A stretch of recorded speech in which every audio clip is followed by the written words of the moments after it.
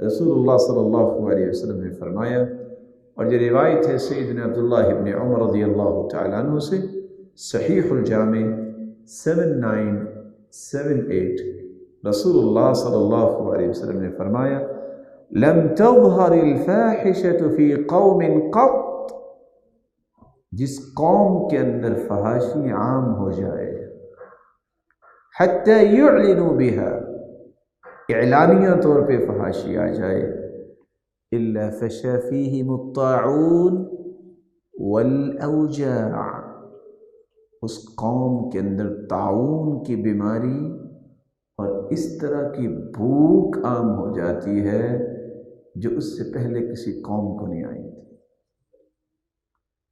और आज देख लें, फहाशी जिस जोर और शोर से आम करने की प्लानिंग्स की जाती हैं, काश इसको रोकने की प्लानिंग होती। गिनती के 10 और 20 रुपए के पैकेज यूथ के हाथों में क्यों दे दिए गए? न माँ को पता है, न बाप को पता है, और 10-10, 20-20 रुपए के जरिए सारी रात अल्लाह की नाराजगी और ईमान को बेचने पे लगा देते हैं। आप एक लम्हे के लिए सोचिए, किस मुआशरे के लोग ये कहते हैं कि अल्लाह की रहमत बरसे हम पे।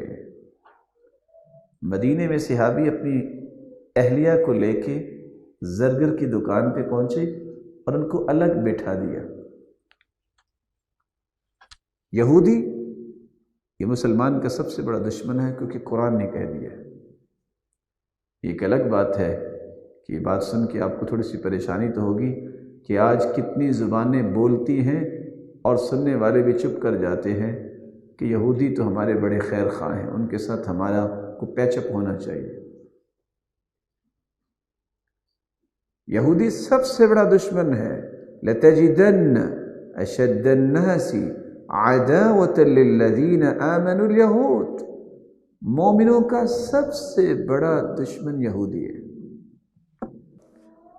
कार्ल बोकाई मुसलमान हुआ ही इस वजह से, और अपनी बात वो लिखता है कि मैं सिर्फ इस आयत को पढ़ के मुसलमान हुआ हूं कि आज 1400 साल गुजर गए, एक साल नहीं ऐसा गुजरा कि जिस साल यहूदियों ने मुसलमानों से अपनी दुश्मनी कम ही की हो।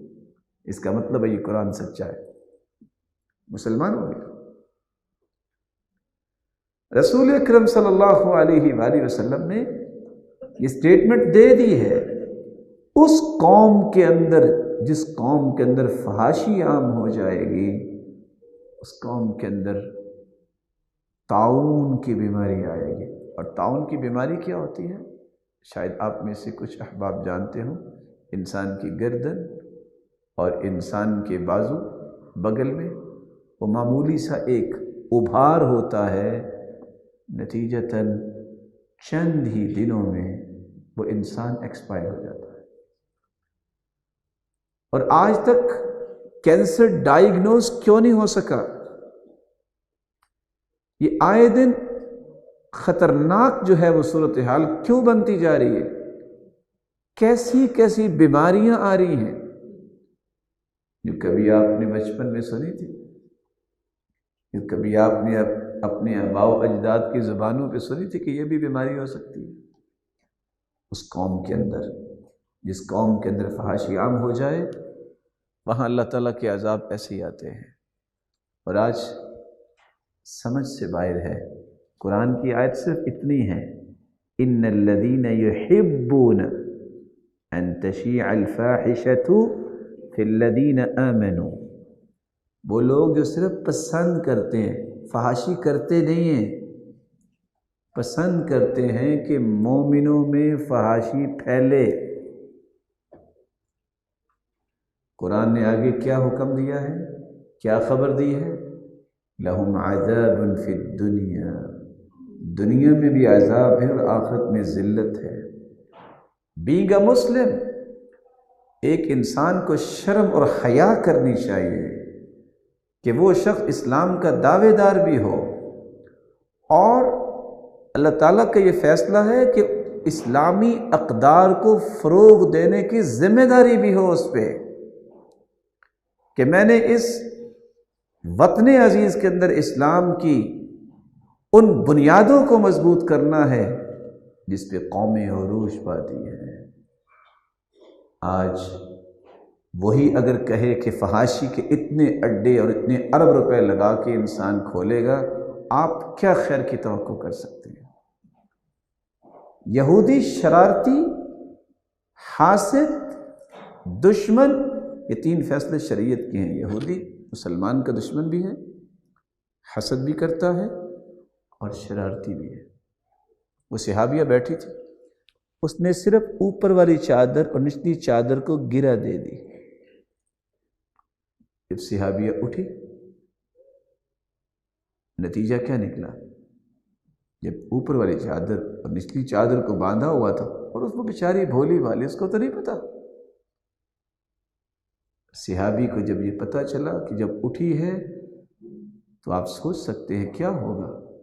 چادر جب اٹھی ہے، اس کے پاؤں یا کوئی چیز نظر آئی ہوگی، اس غیرت میں آ کے اس صحابی نے اس یہودی کو قتل کر دیا تھا، جس کے نتیجے میں یہودیوں نے مل کے اس مسلمان کو قتل کر دیا تھا۔ اللہ کے رسول نے فرمایا، آج محمد اس وقت تک سوئے گا نہیں جب تک ان کو مدینے سے نکال نہیں دے گا۔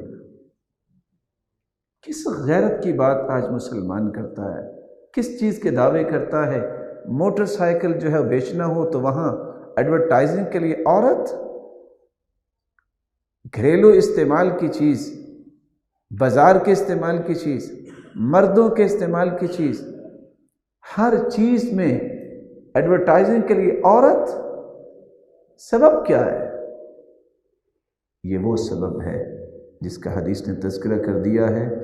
اللہ کے رسول نے فرمایا تھا کہ ایک وقت آنے والا ہے، تم لَتَتَّبِعُنَّ سُنَنَ مَنْ كَانَ قَبْلَكُمْ شِبْرًا بِشِبْرٍ وَذِرَاعًا بِذِرَاع۔ تم ایک وقت آئے گا کہ یہود و نصارہ کے طریقوں پہ عمل کرو گے، جہاں بلشت کی بلشت اور وَذِرَاعًا بِذِرَاع، اور آگے اس کی تفصیل بیان کی، حَتَّى لو ان احدهم دخل جحر ضب لدخلتموه۔ ضب گوبھی جس کو کہتے ہیں، اگر کوئی اس کی بل میں یہودی و عیسائی جائے گا، تم کہو گے یہ بھی کوئی کام اچھا ہی ہوگا، میں بھی جاتا ہوں، خواہ کوئی چیز ڈس جائے۔ اور اگلی بات، وَلَوْ أَنَّ أَحَدَهُمْ جَامَعَ امْرَأَتَهُ فِي الطَّرِيقِ لَفَعَلْتُمُوهُ۔ اگر یہودی اور عیسائی رستوں میں اپنی بیویوں کے ساتھ وہی کچھ کریں گے جو گھر میں کرتے ہیں، تو تم کہو گے شاید اس میں بھی عزت ہے، تم بھی ایسا ہی کرو گے۔ حالت کیا بن گئی ہے؟ جن دانشگاہوں نے، جنہوں نے انسانیت کے ٹیڑھے افکار کو درست کرنا تھا، وہاں افکار کیا ہے؟ یہ معاشرے کی بنیادیں ہیں جس کو ایک ایک کر کے جہاں کمزور کیا جا رہا ہے، ان کو کاٹا بھی جا رہا ہے۔